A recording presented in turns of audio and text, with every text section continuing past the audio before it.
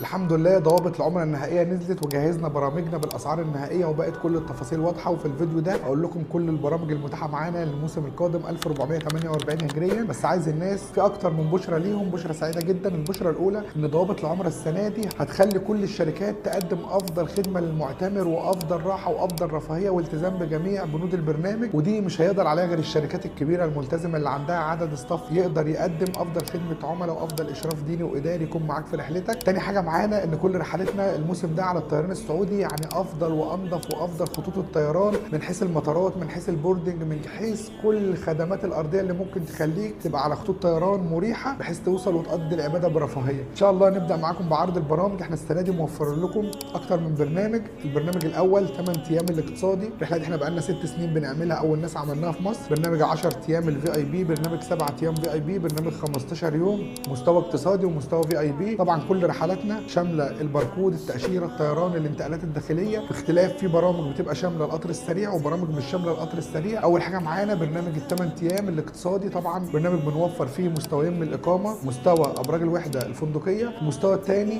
جراند العليان اللي هو كان روضه البيت قبل كده، والفندق متجدد بالكامل. اول تسجيل لي كان في رمضان شعبان الموسم اللي فات 1447. البرنامج ده بيوفر لك اقل سعر في رحله العمره بالنسبه للخدمات المقدمه، وكمان موفرين في المدينه المنوره مستويين، مستوى زياره ومستوى اقامه. طبعا معانا السنه دي مجموعه حياه تاني سنه لينا معاهم، الحمد لله نجاح باهر وكل عملائنا اشادوا بيهم في المستوى الاقتصادي. تاني برنامج معانا برنامج ال10 ايام الفي اي بي. البرنامج بيكون طبعا على الطيران السعودي، خط سير الطيران ذهاب جده عوده مدينه مباشره، وموفرين فنادق بتبدا بمستوى 3 نجوم و4 و5 نجوم. ده غير ان البرنامج فيه مستويين، مستوى شامل القطر السريع ومستوى من غير القطر السريع. وطبعا معانا كل الفنادق اللي ممكن تحتاجها عشان تقضي رحله برفاهيه. المستوى الثالث معانا برنامج 7 ايام في اي بي، وده بيكون بدايه المدينه، يعني افضل خط سير طيران. بنبتدي بننزل المدينه، بنتسكن في الفندق الخاص بالرحله، نفضل في المدينه 4 ايام 3 ليالي، بعد كده بنتحرك. الرحله شامله القطار السريع في كل المستويات، بنوصل ان شاء الله مكه نتسكن في الفندق، وبعد كده ننزل نعمل عمرتنا الجماعيه الاولى، والعمره ان شاء الله الجماعيه الثانيه بعدها ب3 ليالي. البرنامج ده في مستوى عالي جدا من الرفاهيه، بيخليك تتفرج للعباده وتنسى كل التفاصيل. البرنامج الرابع معانا برنامج عمره ال15 يوم، موفرين فيه مستويين، مستوى اقتصادي على الطيران السعودي طبعا.